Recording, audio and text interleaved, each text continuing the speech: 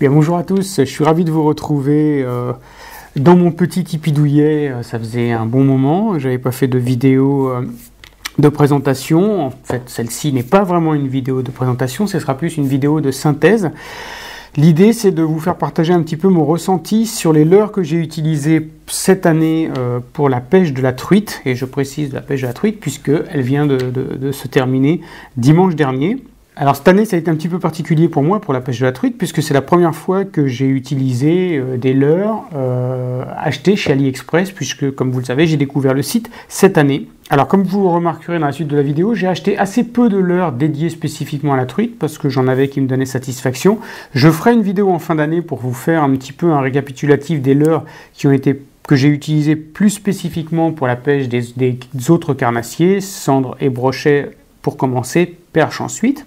Donc l'idée de cette vidéo, c'est de vous présenter les leurres qui, pour moi, et je précise pour moi, ont donné les meilleurs résultats cette année. Alors, si vous avez pêché la truite comme moi dans le nord de la France, le début de saison a été extrêmement difficile, entre les inondations, les intempéries, le temps vraiment très très difficile. On a eu un super été, une très très belle arrière-saison, mais si vous vous souvenez bien, le printemps, ça a été vraiment catastrophique, et ça n'a pas rendu la pêche très très facile.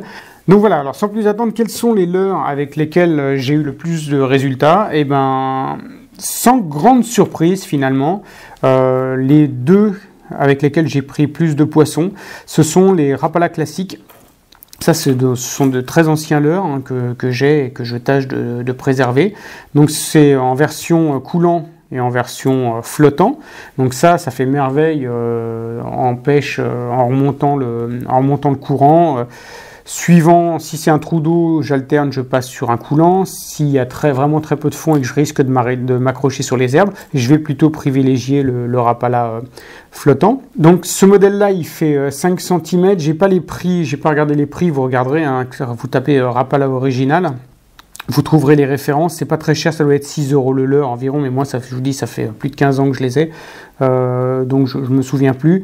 J'ai changé il y a 2 ans les hameçons, mais il va falloir que je le refasse. Donc ça prend aussi bien du chevenne que de la truite, et de la grosse truite, puisque voilà, j'ai pris une truite de 45 arc-en-ciel, j'ai pris 3-4 petites farios, et j'ai pris aussi du chevenne parce que c'est aussi très efficace pour le chevenne.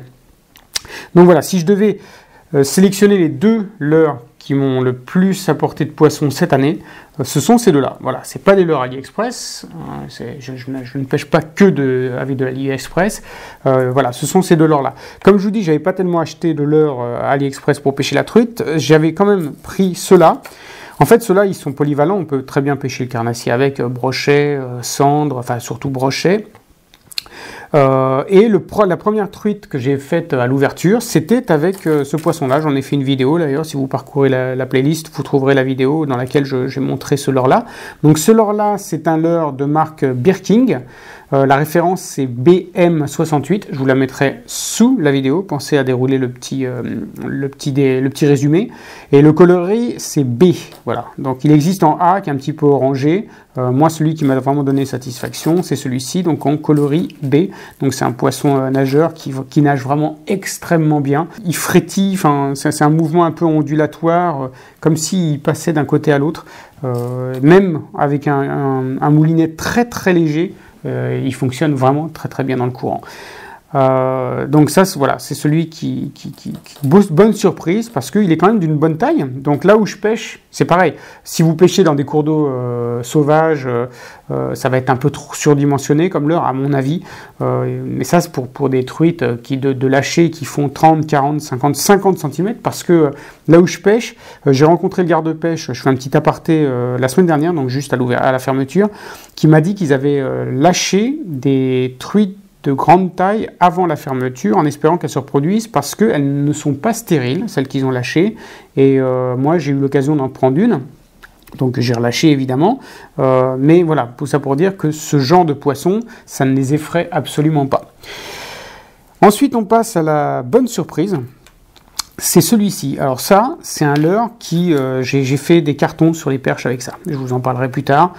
Ça, c'est un leurre extraordinaire, probablement le meilleur leurre que j'ai jamais eu pour pêcher la petite perche. Mais j'ai pris la truite avec ça. Et j'ai pris une truite de 35 et un chevenne de 35 avec, enfin 35 environ, je ne les ai pas mesurés, hein, mais avec ce petit leurre-là. Donc c'est un leurre qui à la base est plus fait pour la perche. La marque c'est Trulinoia, le modèle c'est DW40 et c'est le coloris rouge. Donc ce leurre-là il vaut 2 € l'unité. Celui-là j'ai oublié de vous le dire, il vaut 3,20 € l'unité. Donc ça c'est un petit crank comme on le voit avec une bavette qui est assez longue, donc il va plonger mais pas tant que ça, mais ce qui est étonnant c'est qu'il nage extrêmement bien dans le courant, y compris lorsqu'on le lance en amont. Il dévale le courant, il faut trouver le bon rythme de descente et il frétille, c'est quelque chose d'impressionnant quand on le voit avec les lunettes polarisantes, on le voit bien frétiller à la surface. Il faut plutôt le ramener canne haute, sinon on se prend un petit peu dans les herbiers, c'est immanquable, mais vraiment j'ai été très surpris par l'efficacité de ce leurre-là. Ensuite, il y a celui-là. Alors, je voulais vous le montrer parce que ça, c'est un leurre un petit peu hallucinant. C'est-à-dire que j'ai acheté ce leurre-là d'occasion, en solde, pardon, en juillet 2015. Je l'avais payé 5 €. Je crois qu'il vaut un peu plus de 2 fois le prix. Et c'est un leurre où, je sais pas, je l'avais lâché, je l'avais lancé 2-3 fois dans un étang pour le carnassier. J'avais pas été très convaincu. Et je l'ai essayé là cet été, il y a une vidéo d'ailleurs que je vous ai postée, et j'ai fait une très belle truite avec ce leurre-là. Alors comme me l'a fait très justement signaler un abonné, j'ai fait de très belles truites avec parce que ce sont des truites d'élevage, des truites de bassine. Je ne suis pas sûr qu'une sauvage aurait été leurrée par un leurre doté d'un coloris aussi flashy que ça, quoi. J'attends vos avis, hein, si vous en avez, mais d'ailleurs j'aurais pu le nettoyer un petit peu mieux, il y a encore une petite herbe dessus. Donc voilà, c'est pas forcément le leurre à privilégier pour pêcher de la sauvage, mais là où je pêche moi, en tout cas, il a donné satisfaction. J'ai fait du chevenne aussi avec. Et enfin, ça c'est une petite cuillère ondulante, et je voulais vous la présenter parce que, alors, est-ce que je ne manie pas bien la cuillère, ou est-ce que je n'y croyais pas tout simplement? C'est un petit peu une déception, je l'ai sortie à chaque sortie pour essayer de faire du poisson avec, et j'ai même pas eu un suivi.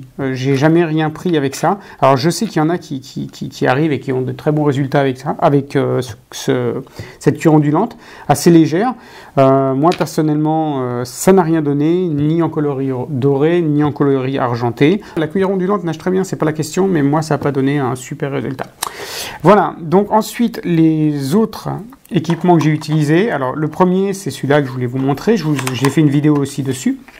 Donc ce sont des facettes que l'on met sur les lunettes, voilà, et qui permettent de pêcher avec une vision polarisante, et c'est très pratique pour les porteurs de lunettes. Si l'obscurité devient trop importante en sous-bois, il y a juste à les soulever. Niveau polarisation, ça fonctionne, il n'y a aucun doute. En revanche, petite déception, je trouve que c'est la forme de la lunette qui est comme ça, et c'est le fait que je porte des lunettes, ça n'arrange pas.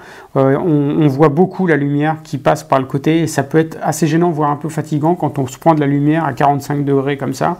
On a des éblouissements sur le coin de l'œil, alors qu'on est filtré sur le devant, donc c'est pas super agréable. Vaut mieux l'utiliser quand le temps est un peu plus nuageux, voilà, pas sous grand soleil. En tout cas moi ça m'a fatigué, du coup je les utilisais pas. Donc c'est pas la panacée. Effectivement il vaudrait mieux avoir des lunettes intégrales, mais comme je porte des lunettes, il faudrait qu'elles soient à ma vue, et c'est pas donné quand même, quoi. Voilà, donc ça reste satisfaisant, mais c'est pas la panacée. Et enfin, dernière chose que je voulais vous présenter, c'est le Fluoro Coated. Donc, j'ai fait une vidéo aussi dessus, hein, vous cherchez les références. Donc, comme je vous rappelle en 2 mots, ce n'est pas un fluorocarbone, c'est un nylon enrobé d'un fluorocarbone. J'ai fait une vidéo qui démontre que c'est aussi résistant qu'un fluorocarbone de base. Au niveau de l'invisibilité, c'est à peu près comparable. Au niveau de l'élasticité, c'est un peu plus élastique qu'un fluorocarbone, mais moins qu'un nylon. Moi, en tout cas, ça me donne satisfaction. Et surtout, le prix n'a rien à voir, puisque celui-ci, il m'est revenu à 4,53 € la bobine de 274 mètres. C'est du 20 centièmes. Alors, ce qui est intéressant, ce qui est assez amusant d'ailleurs, c'est que le prix reste le même quel que soit le diamètre du fil. Si vous prenez du 40 centièmes, ça revient aussi à 4,53 €. Voilà, je vous mettrai les références de tous ces produits-là. N'hésitez pas à me dire, vous, quels sont vos leurs stars. Faites-les partager, c'est toujours utile, que ce soit des AliExpress ou d'autres d'ailleurs. Ça permet aux gens de se faire une idée un peu plus précise. Et puis, voilà, en attendant de vous présenter une autre vidéo dans laquelle je vais vous montrer des nouveaux leurres que j'ai commandés, eh ben, je vous souhaite de très bonnes pêches et à bientôt. Ciao, ciao.